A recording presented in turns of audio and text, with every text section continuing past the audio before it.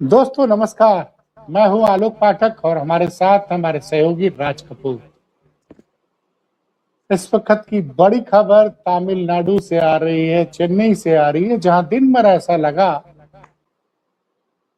कि जोसेफ विजय कुमार के मुख्यमंत्री बनने का सपना साकार होने वाला है और कल यानी 9 तारीख को वो शपथ ले लेंगे। जैसा कि उन्होंने सीपीआईएम से मिलने के बाद कहा था 11 बजे, ये उम्मीद थी कि कल दिन में 11 बजे जोसेफ विजय कुमार टीवी के नेता तमिलनाडु के नए मुख्यमंत्री के रूप में शपथ ले लेंगे।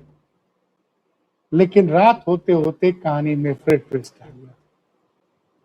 तमिलनाडु में जिस दिन से परिणाम आए यानी 4 मई से हर पल एक नई कहानी सामने आ रही है।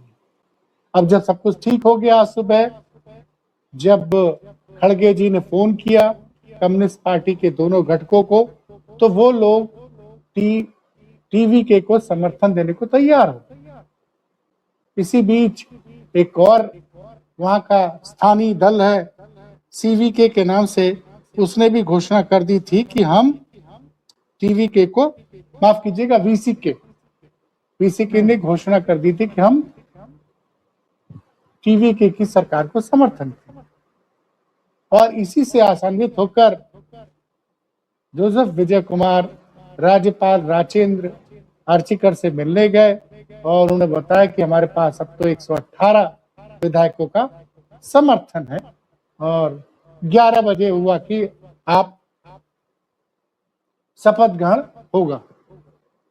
लेकिन रात होते होते एक ट्विस्ट आ गया और जो तमिलनाडु का एक छोटा स्थानीय दल है जिसके पास 2 विधायक हैं वीसी के, उसने मांग रख दी कि पहले हमारे एक विधायक को मुख्यमंत्री बनाया जाए और दूसरे को अर्बन डेवलपमेंट मिनिस्ट्री दे दी जाए। साथ ही चूंकि जोसेफ विजय कुमार 2 सीटों से विधायक हैं, वो उनमें से एक सीट को इस्तीफा देंगे, वहां से ये जो पार्टी है वीसीके, इसका उम्मीदवार चुनाव लड़ेगा कि जब हमारी मांग पूरी होगी तब हम आपको समर्थन का पत्र देंगे। और रात के 12 बजे के करीब हम ये वीडियो रिकॉर्ड कर रहे हैं, तब तक राज्यपाल की तरफ से कोई अधिसूचना जारी नहीं हुई है कि कल दिन में 11 बजे शपथ ग्रहण होने वाला है।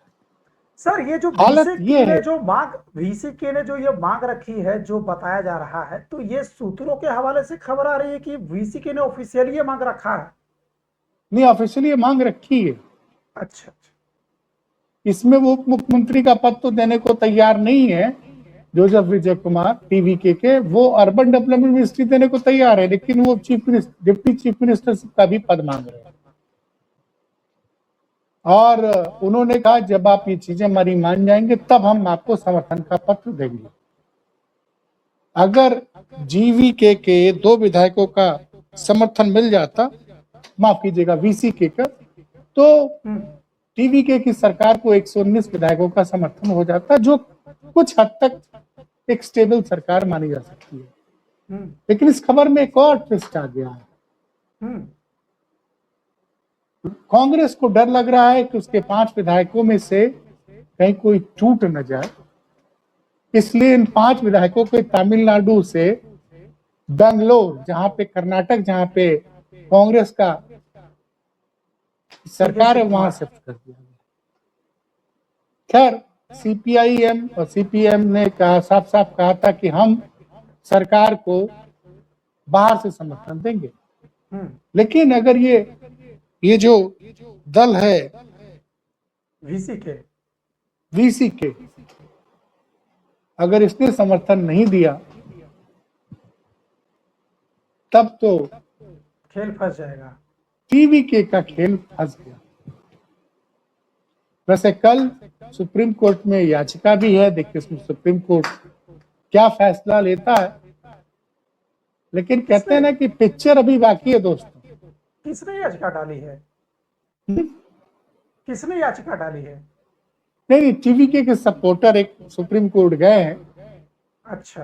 कि वो राज्यपाल को आदेश दे कि वो सबसे बड़े दल को सरकार बनाने के लिए आमंत्रित करें। लेकिन पूर्व में ऐसा हो गया है कि पूर्व जब सबसे बड़े दल को सरकार ने आमंत्रित किया था, जब सबसे पहले एक मामला हुआ था 1996 में, जब अटल बिहारी वाजपेयी की भारतीय जनता पार्टी लोकसभा चुनाव में सबसे बड़ा दल बन के उभरा था, तो राष्ट्रपति, तत्कालीन राष्ट्रपति शंकर दयाल शर्मा ने उनको शपथ ग्रहण का न्योता दिया था और कहा था 15 दिन में आप अपना समर्थन साबित करिए, लोकसभा में साबित कर दीजिए। तो उन्होंने शपथ भी ले ली थी, 15 दिन के अंदर कर वो बहुमत नहीं साबित कर पाए तो उन्होंने इस्तीफा दे दिया था। तो उस वक्त विपक्ष के कई नेताओं ने शंकर दयाल शर्मा की बड़ी आलोचना की। अच्छा।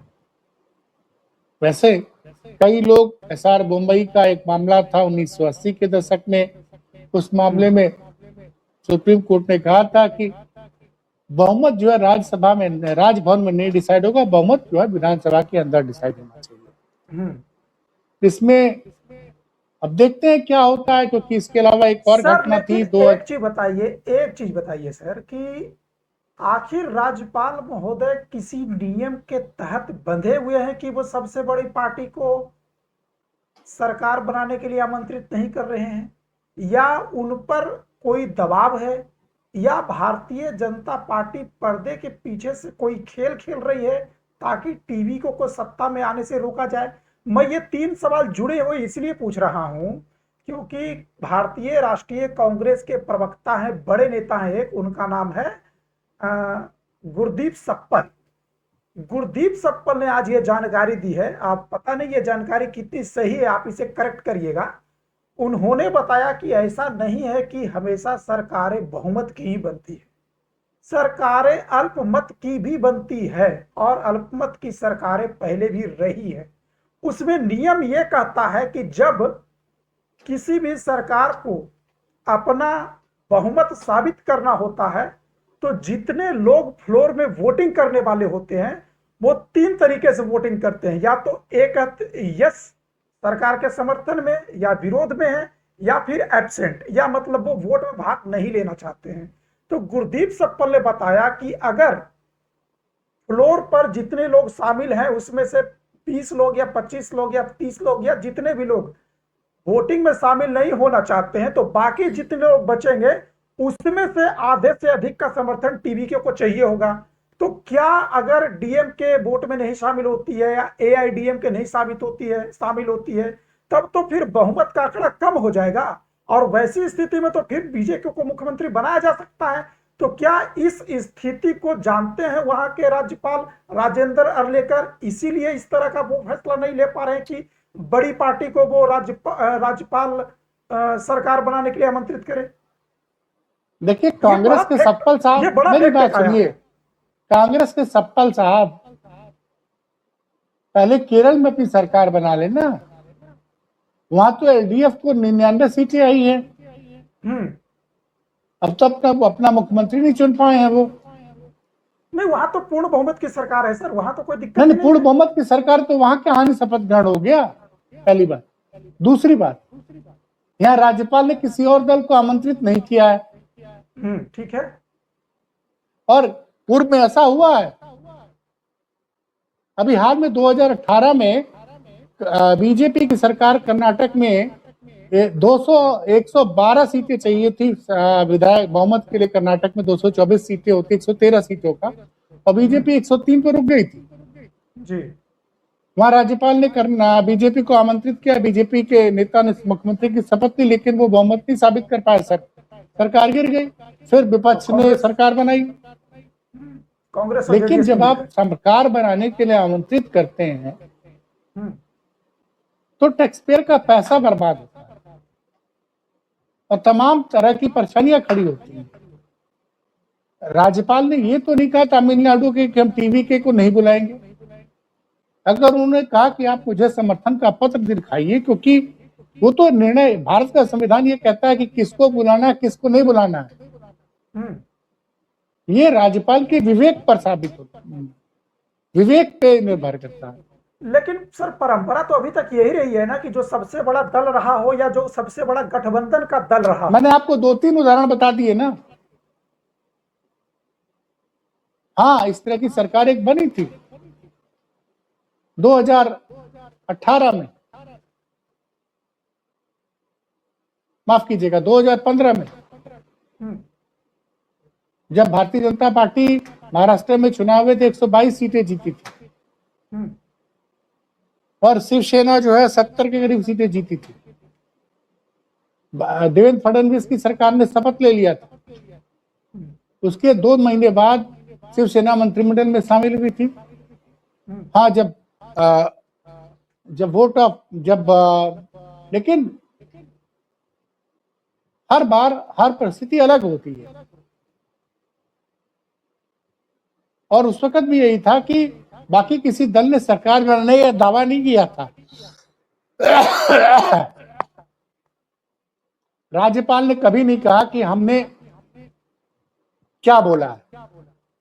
राज्यपाल ने ही बोला कि आप बहुमत का पत्र लाइए, आपके पास बहुमत नहीं है, आप बताइए, चिट्ठी लेके आइए, हम बताते हैं। देखिए, आलोचना करना राज्यपाल का बिल्कुल सही, आप आलोचना कर सकते हैं, लेकिन ये जो छोटे छोटे दलों की जो ब्लैकमेलिंग शुरू हो जाती है और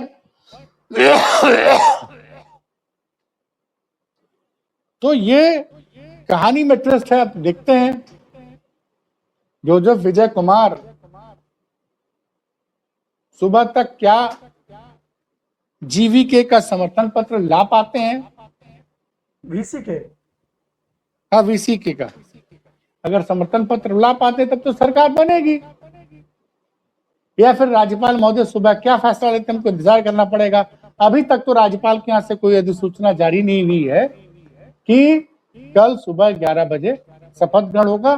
फिलहाल तमिलनाडु में इस वक्त की बड़ी खबर यह है कि जोसेफ विजय कुमार का शपथ ग्रहण बतौर मुख्यमंत्री फिलहाल टलता हुआ नजर आ रहा है। ये इस वक्त की बड़ी खबर है। हम लोग मिलते हैं फिर किसी और बड़ी खबर के साथ। अभी हम लोग को इजाजत दीजिए। धन्यवाद। धन्यवाद सर।